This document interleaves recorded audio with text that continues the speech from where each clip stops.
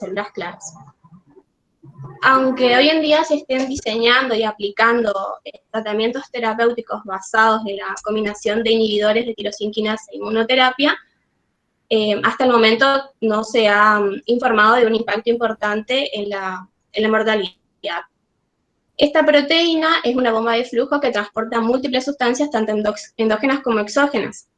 Recientemente se le ha asociado con la persistencia tumoral y la proliferación de células en varios tipos de cáncer, páncreas, ovarios, pulmón, entre otros.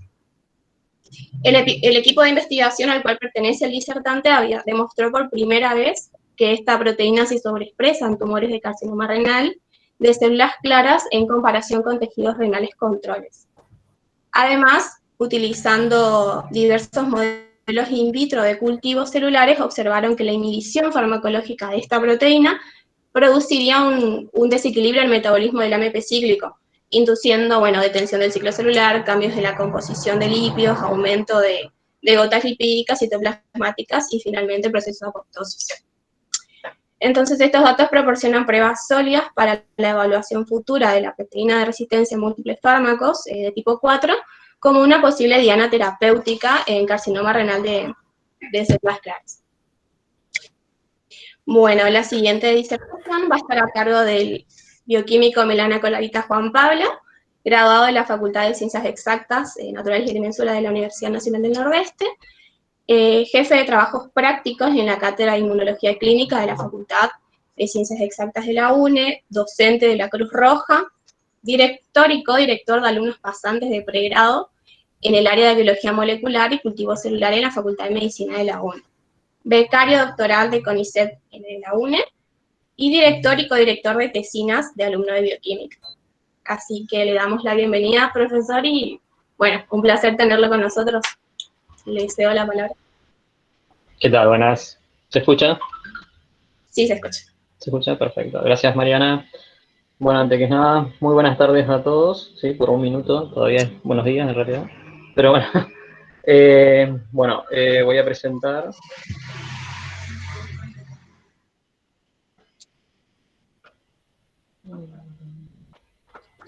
¿Se observa ahí? ¿Se ve la presentación?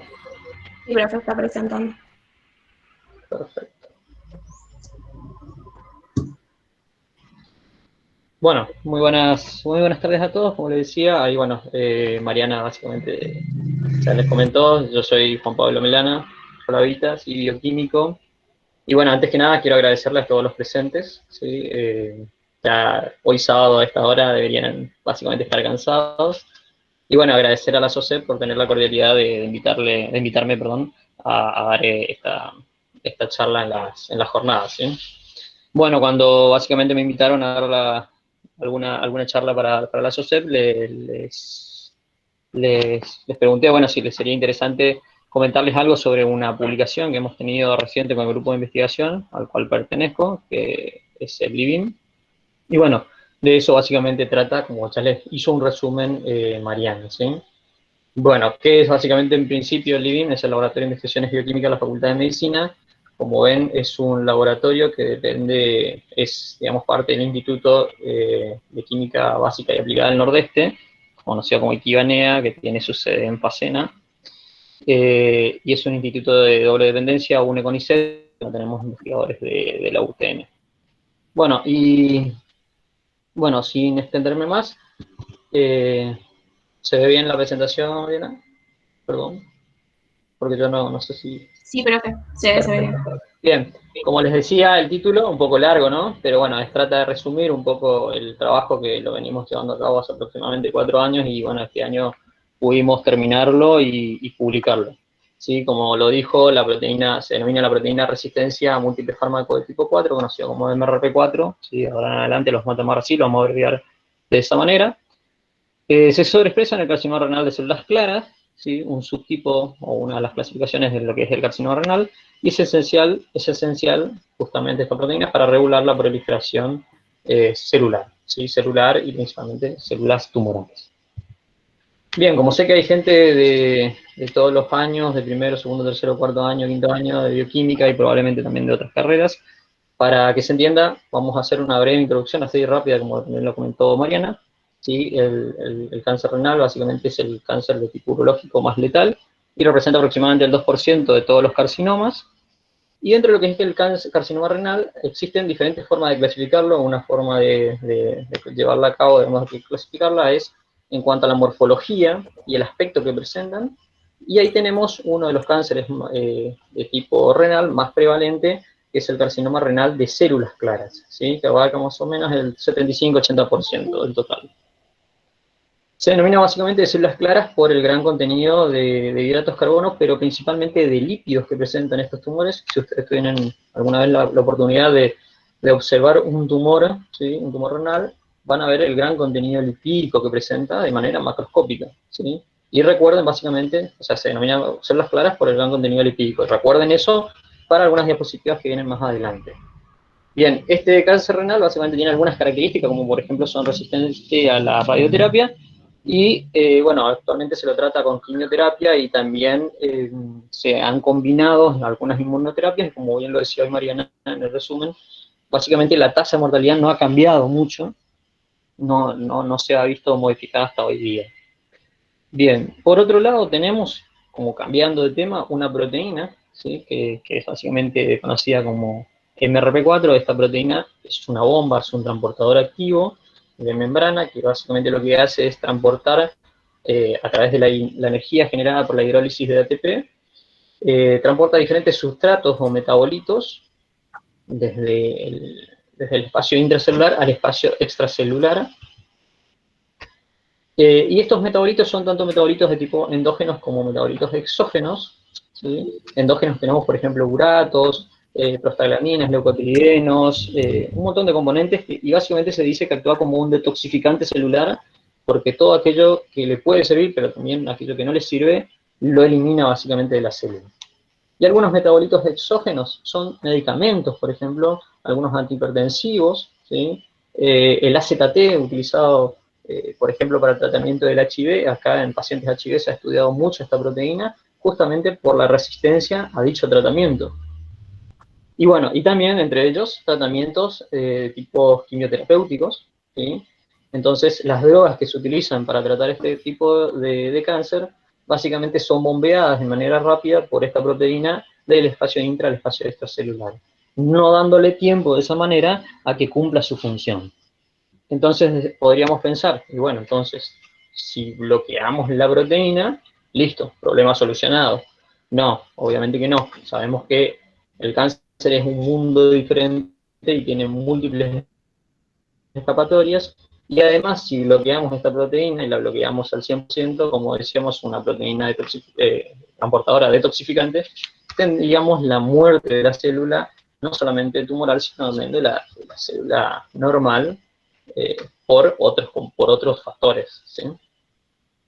Bien, entonces a partir de ello, y a través de estudios, tanto bibliográficos como otros grupos de investigación, como por ejemplo de la UBA, que han estudiado mucho esta proteína en diferentes tumores, por ejemplo, en diferentes tipos de cáncer como leucemia o cáncer de páncreas, y no haber visto, digamos, nada de bibliografía asociada a lo que es MRP4 con lo que es carcinoma renal de células claras, y nosotros teniendo un link, ¿sí? Porque básicamente nuestro grupo de investigación es un grupo es multidisciplinario. La mayoría somos bioquímicos, pero también tenemos biólogos, tenemos médicos, ¿sí? Estudiantes, muchos estudiantes tanto de bioquímica como de medicina, que van y hacen pasantías o becas. Bueno, algunos tenemos un link con médicos de un hospital que nos brindaba, ¿sí? Muestras de nefrectomías, y a partir de ellas podíamos hacer diferentes estudios, y obviamente estudiar a esta proteína justamente. Bien, les comento un poco los resultados que hemos obtenido a partir, que básicamente los terminamos publicando, y al final les voy a mostrar un poco la publicación. Básicamente vimos que esta proteína, ¿sí? Conocida como MRP4, se sobreexpresó, ¿sí? En lo que es el CCRCC, ¿sí? Lo podemos decir en español, CRCC lo sabemos olvidar porque es carcinoma renal de células claras. Básicamente, ¿en qué se sobreexpresó?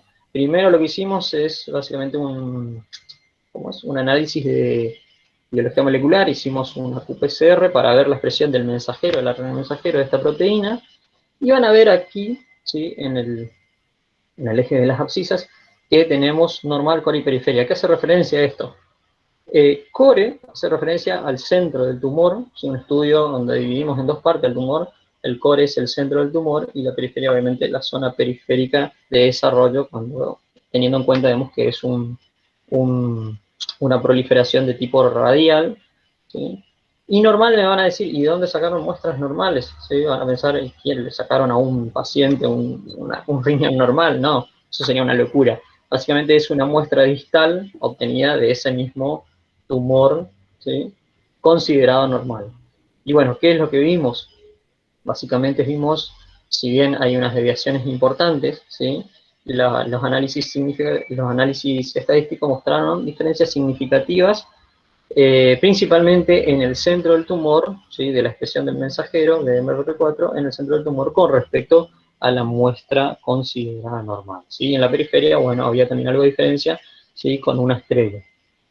Pero bueno, uno ve el mensajero, ¿sí? El ARN mensajero, aquellos que ya estudiaron biología y tienen básicamente idea de lo que es el dogma de la biología molecular y el dogma central, ¿sí? Saben que el ADN pasa de ARN, de ARN por proceso de traducción va a pasar a una proteína.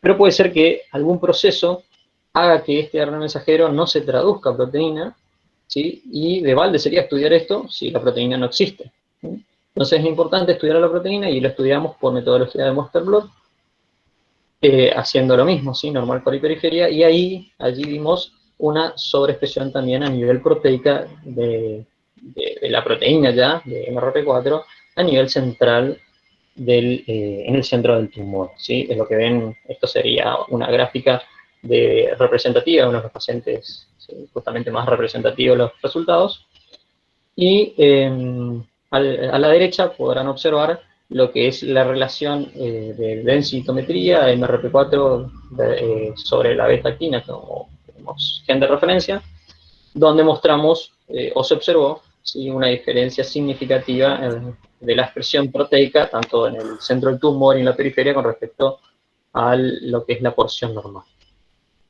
Bien, pero bueno, a veces también se puede, como decíamos, se puede traducir a proteínas, pero puede que esa proteína justamente no tenga función. Es decir, cuando uno investiga tiene que ponerse miles de preguntas, ¿sí? Y ver todas las variables que pueden ir modificando el resultado. Entonces es importante hacer estos estudios, hacer algún estudio de funcionalidad proteica. Entonces, a partir de allí, ¿sí? Nos pasamos a lo que es, pasamos de tejido a estudios de cultivos celulares en líneas celulares tumorales, ¿sí? Aquí utilizamos dos líneas celulares, ¿sí? La de carcinoma renal, ¿sí? Las CACI1 y CACI2, y una línea conocida como HCT116 de carcinoma colorectal, en la cual nosotros sabíamos que se expresaba la proteína y lo utilizamos como un control positivo. No obstante, no sabíamos si estas líneas, que si bien son utilizadas para estudios de carcinoma renal, expresaban la proteína. Entonces hicimos, nuevamente, siguiendo lo mismo que habíamos visto en la diapositiva anterior, siguiendo el mismo trabajo, hicimos un análisis del mensajero, ¿sí? Del ARN mensajero, y vimos que expresaban MRP4 y principalmente CACI2 tenía una expresión más significativa que CACI1. Y siguiendo, como decíamos en la diapositiva anterior, los mismos tipos de análisis, vimos la expresión proteica también era superior, ¿sí? En CACI2 con respecto a CACI1. Bueno, CACI2 es básicamente una línea de carcinoma renal de células claras, CACI1 es de un derivado, ¿sí? De un carcinoma de piel, ¿sí? Bien, y haciendo nuevamente la densitometría, vimos obviamente que en este caso, viendo ya las manchas del Western blot, a través de la densitometría vimos que CACI2 tenía una mayor expresión proteica. Pero como les decía, hasta aquí vemos solamente que nuestro modelo de estudio in vitro sirve para estudiar MRP4, pero vemos que se expresa el mensajero, vemos que se expresa la proteína, pero realmente tendrá funcionalidad.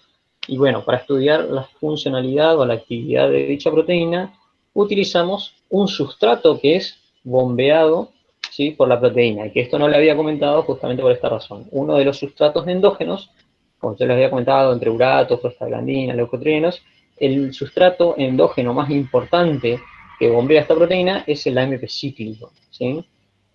Además también, por ejemplo, otros como GMP cíclico. El AMP cíclico sabemos que es un segundo mensajero, actúa en procesos de señalización y está muy asociado, en cualquier bibliografía podrán leerlo, está muy asociado a lo que son procesos de proliferación celular.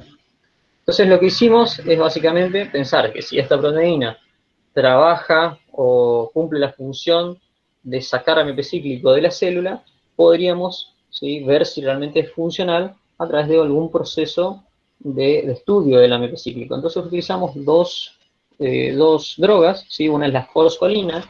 La forscolina lo que hace es estimula la adenilato ciclasa produciendo más AMP cíclico, ¿sí?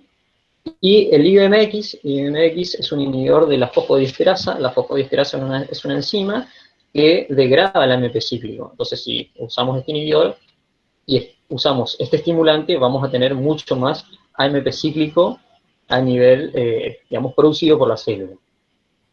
Entonces hicimos un estudio de cinética, ¿sí? Viendo en diferentes tiempos para CACI1 y CACI2, midiendo el AMP cíclico tanto intra como extracelular. Aquí ven en las curvas en negro, corresponde al AMP cíclico intracelular para ambas líneas, y en rojo el AMP cíclico extracelular de CACI1 y en azul el extracelular de CACI2.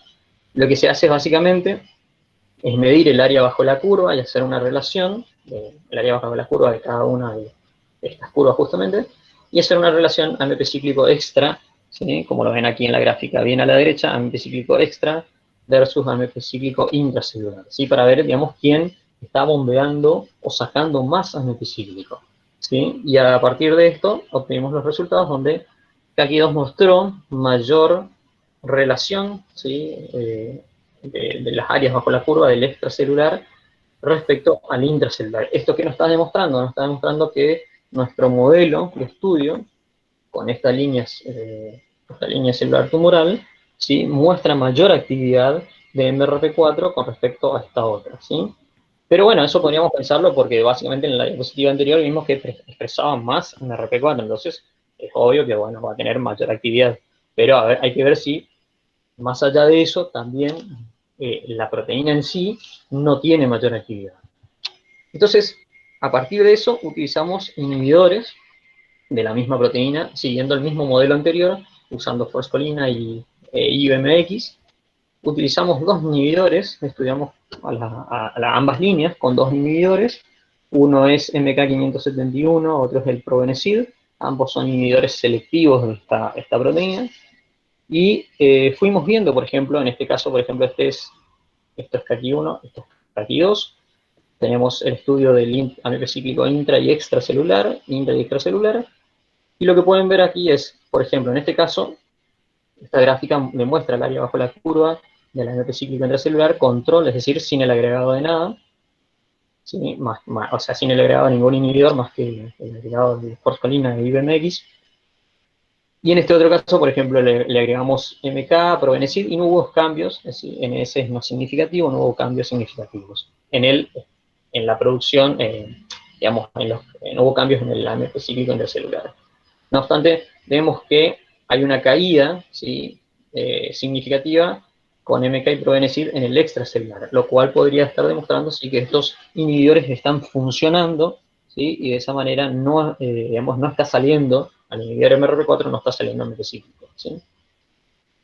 Por otro lado, el mismo estudio se llevó a cabo en CACI2, y lo que ven es que aquí sí hay cambios significativos, tanto en el intra como en el extra, y si yo inhibo a esta proteína, que saca AMP cíclico, en este caso, ¿qué va a pasar? Va a haber un aumento del intracelular de AMP cíclico, ¿sí?, y una disminución del extracelular. Lo que vemos aquí es que MK como inhibidor nos funcionó mejor, ¿sí?, que Probenecid, y la línea más aceptada, digamos, para este estudio fue CACI2. Es decir, de aquí podríamos empezar a separar ya que el estudio podríamos llevar a cabo en CACI2 y con el inhibidor MK571. A partir de ello, hicimos ensayos de proliferación celular, ¿sí?, en el cual midimos la absorbancia a 450 nanómetros con un reactivo denominado XTT que mide, ¿sí?, la actividad mitocondrial, ¿sí?, hay otros como XTT, MTT y MTS, y fuimos haciendo una cinética midiendo el número celular, es decir, la absorbancia, perdón, que va a corresponder al número de células, ¿sí?, en diferentes tiempos y vemos que básicamente Kaki2 duplica su capacidad proliferativa con respecto a Kaki1, lo cual podría estar asociado justamente, ¿sí?, a su mayor expresión de MRP4 y por lo tanto también mayor, como es, de cambios en el AMP cíclico, sería el desequilibrio que produce entre el AMP cíclico intra y extracelular. Bien, a partir de ello, ¿sí?, lo que hicimos fue, si AMP cíclico realmente tiene algo que ver, lo que vamos a hacer es agregar AMP cíclico de manera exógena, ¿sí?, en diferentes concentraciones y medirlo a un mismo tiempo, ¿sí? En este caso medimos células o absorbancia de diferentes tiempos, en este caso medimos todo a un mismo tiempo, el número de células, ¿sí?, medimos proliferación y vemos que en Kaki1 no hay ningún cambio, por más que agreguemos AMP cíclico exógeno. Y en este caso, al agregar a Kaki2, vemos que a partir de 10 micromolar de AMP cíclico, ¿sí?, digamos, el número de células básicamente duplicaba, ¿sí? Es decir, que el AMP cíclico en ese caso está produciendo o podría estar asociado a procesos de proliferación celular. Fíjense que en 50 y 100 micromolar básicamente no hay cambios significativos, siguen siendo los mismos resultados que para 10 micromolar, siendo 100 micromolar bastante, digamos, una concentración muy grande ya. Y acá, bueno, podría ser que exista una saturación de algún receptor, ¿sí? Entonces, nos quedamos a partir de ello, seleccionamos la línea Kaki2, ¿sí?, trabajamos con 10 micromolar de AMP cíclico y el inhibidor MK571. A partir de ello, hicimos una citometría de flujo, que aquí en este punto me ayudó mucho el bioquímico Leandro Ferrini, ¿sí?, que maneja esta metodología, haciendo lo que es ciclo celular, y lo que se observó es que, fíjense, tenemos esto que ven aquí es el ciclo celular, estos son básicamente gráficas de columnas, más, digamos, para que puedan verlo, visualizarlo un poco mejor. Lo que ven es que al agregar, tienen un control, es decir, sin agregado de nada, más, y en el otro grupo de barras, de columnas, perdón, van a ver que, por ejemplo, en la fase S hay un cambio, ¿sí?, significativo, lo cual nos está indicando, ¿sí?, como sabemos, fase S, hay replicación del ADN, que en algún momento esta célula se está replicando el ADN, va a entrar en un proceso de mitosis, ¿sí? Es decir, que en este caso podemos asociar que el agregado de AMP cíclico en concentraciones de 10 micromolar podría estar estimulando el proceso de proliferación. Bien, y aquí volvemos de nuevo a hacer una inhibición, ¿sí?, volvemos a trabajar con probenecida inclusive, pero acá lo que hacemos es ver la viabilidad solamente de Kaki2 ya a diferentes tiempos, y vemos que a mayor tiempo hay más disminución de la viabilidad, ¿sí? O sea, la viabilidad disminuye.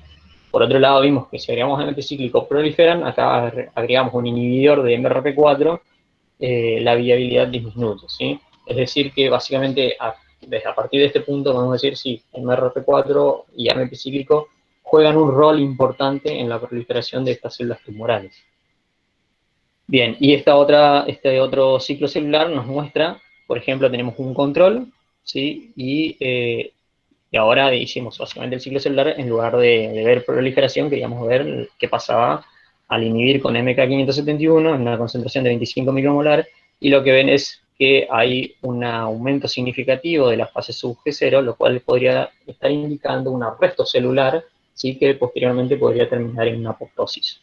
Esto que ven acá, STP, básicamente es estaurosporina, es un control positivo de apoptosis nada más, ¿sí? Fíjense cómo produce, digamos, una arresto importante en la fase sub G0. Bien, pero hasta ahí vimos todos procesos básicamente de biología molecular, vimos un poco de Western, un poco de ciclo celular, pero ¿qué pasa con la célula en sí? ¿Sí? Bajo el microscopio, ¿sí? O sea, que somos bioquímicos, estudiantes de bioquímica, próximos a recibirnos y demás, ¿qué pasa con estas células? ¿Sí? Entonces, bajo microscopía óptica lo que muestran es un control, ¿sí?, en aproximadamente, podríamos decir, un 95% de confluencia de estas células, que son las células Kaki2, ¿sí?, se ven de esta manera. Cuando agregamos fosfolina, ¿sí?, que dijimos que la fosfolina estimulaba la producción de AMP cíclico, las células cambian su morfología, ¿sí?, se vuelven más ahusadas, más alargadas. Cuando agregamos MK, vemos que reduce su número, ¿sí?, no hay muchos cambios en la morfología celular, pero hay una reducción en el número, ¿sí? Esta foto por ahí tal vez no sea tan representativa, pero hay otras fotos sí que muestran que disminuye el número de células. ¿Y qué pasa cuando agregamos una combinación de ambos, MK571 más Forsco, y ocurre justamente una suma de ambos, ¿sí? Hay una reducción en el número de células y un alargamiento de las mismas, ¿sí? Aquí parecía que con Forsco disminuye el número de células, pero más que bien es al alargarse, ocupan menos espacio y esto, digamos, esto en realidad habría que verse, digamos, contando, y no así a simple vista, contando células o con alguna metodología como vimos hoy con XTT. Bien, y cuando hacemos microscopía confocal, ¿sí? Con un reactivo conocido como Bodipi, el Bodipi lo que hace es marca, y acá aparece lo que se denomina lipid droplet, ¿sí? O gotas lipídicas. ¿Se acuerdan que yo les dije? Recuerden que, ¿por qué se llamaba células claras? Porque adoptaba o se cargaban de grandes cantidades de lípidos, ¿sí? Lípidos es un tejido lleno de lípidos que se puede visualizar de manera macroscópica. Entonces hicimos una microscopía confocal con este reactivo para ver qué papel jugaban los lípidos aquí, y vemos el control, ¿sí? Sin el agregado de nada, muestra estas fotitos, ¿sí? Estas son las células.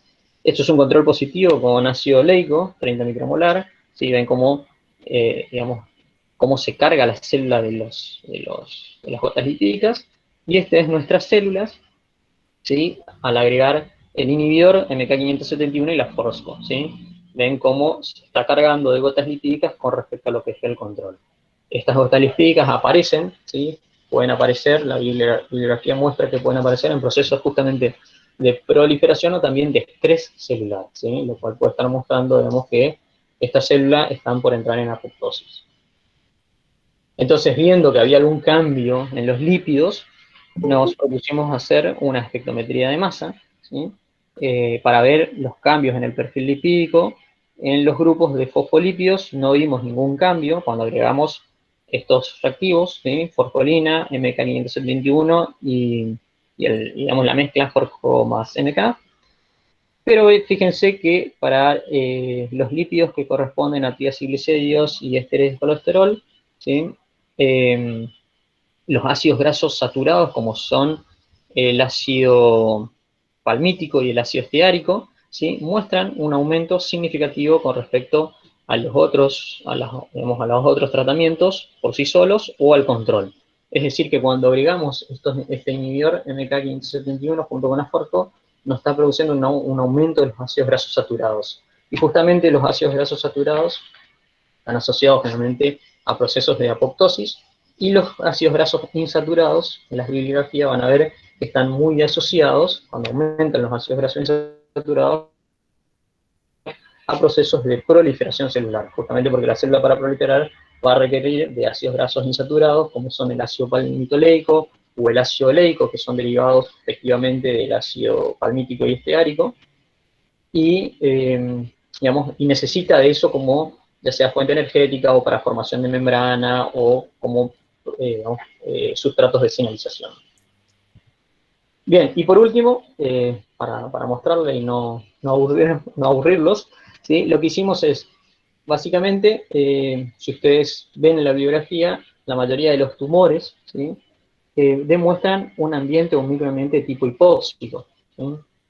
Más allá de que algunos tumores como este, digamos, aumenta el proceso de vascularización, ¿sí? Aumentan, por ejemplo, el factor, el VEGF, ¿sí? Que es el factor, digamos, estimulante del endotelio vascular, pero básicamente esos vasos que se generan son tortuosos y realmente no llegan a cumplir la función de entregar oxígeno, ¿sí?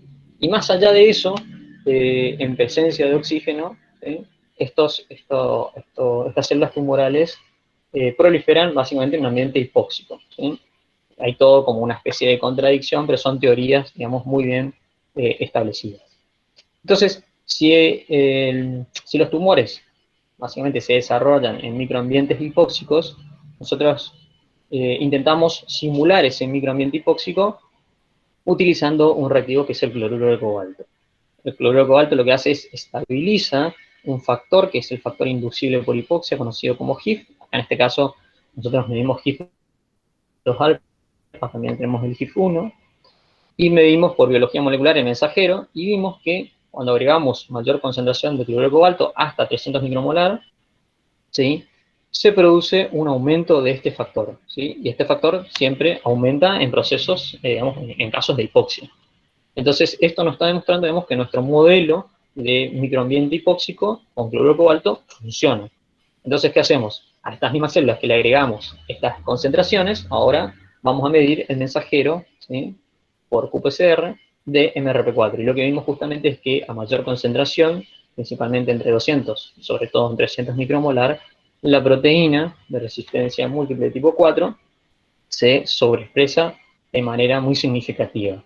Es decir que en esto nos está demostrando que en este microambiente tumoral hipóxico, o la hipoxia, también estimula, ¿sí?, la expresión de MRP4. MRP4 interviene en el flujo de AMP cíclico, ¿sí?, modificando ese balance AMP cíclico intra y extra, y eso induce, o digamos, está asociado al proceso de proliferación de células tumorales.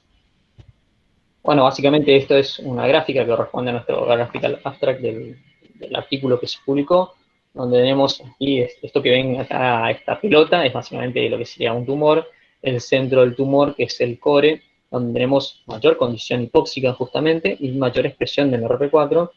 No obstante, la periferia tiene menor expresión de MRP4, y nuestros modelos CACI1, CACI2, donde vimos mayor expresión de MRP4 en CACI2, ¿sí? Y los análisis funcionales in vitro que se hicieron, principalmente con las drogas porcolina y MK561, que fueron los que mostraron cambios significativos, produciendo un desbalance en lo que es la relación AMP cíclico intra y extracelular, y por otro lado, digamos, un proceso de estrés celular, generando generando gotas lipídicas, ¿sí?, que son las que aparecen, que dijimos, ya sean en proliferación o en estrés celular, y terminando, en fin, en un proceso de apoptosis, que era lo que vimos por ciclo celular. Bueno, este básicamente es un recorte del artículo que publicamos este año, ¿sí? Fueron años de trabajo, junto con grupos de la UBA y de España, ¿sí?, el Instituto de Biología y Genética Molecular, ¿sí? Y bueno, estos son básicamente los integrantes de nuestro grupo que aparecen en este artículo, ¿sí? Nuestro grupo tiene otros integrantes también, como les decía, es multidisciplinario, hay bastante gente. Pero bueno, los que aparecemos en este artículo, bueno, tenemos a la izquierda al doctor Juan Todaro, ¿sí?, que es básicamente quien se encarga de todas las determinaciones de Westerlo, por ejemplo. A la izquierda, a la derecha tenemos a Leandro Ferrini, ¿sí?, como tal les había comentado, él me ayudó mucho en lo que es psicometría de flujo, ¿sí? Y bueno, tenemos mi codirector, Juan Pablo Rodríguez, ¿sí?, que básicamente es quien me enseñó todas las metodologías que hoy aplicamos para este artículo y para básicamente todo mi trabajo de tesis, y también mi directora de tesis de beca, ¿sí?, la doctora María Victoria Aguirre, ¿sí?, quien es la directora de, como les dije, el Laboratorio de Investigaciones de la Facultad de Medicina. Bueno, espero no haberlos aburrido, ¿sí?, y bueno, cualquier pregunta, estoy a disposición. A ver, cualquier pregunta que quieran hacer, no hay ningún problema. Pregunta, No sé si Juanma, la otra sala. Ahí estoy viendo. Por el momento, no. A ver, ahí voy a preguntar si... Y de última, si quieren, pueden hacer preguntas, pueden comunicarse con nosotros. Aparte, como ya les comenté, el laboratorio está abierto. Para quien quiera asistir, hacer algún tipo de pasantía, presentarse a becas. ¿Sí? Justamente ahora el laboratorio está presentando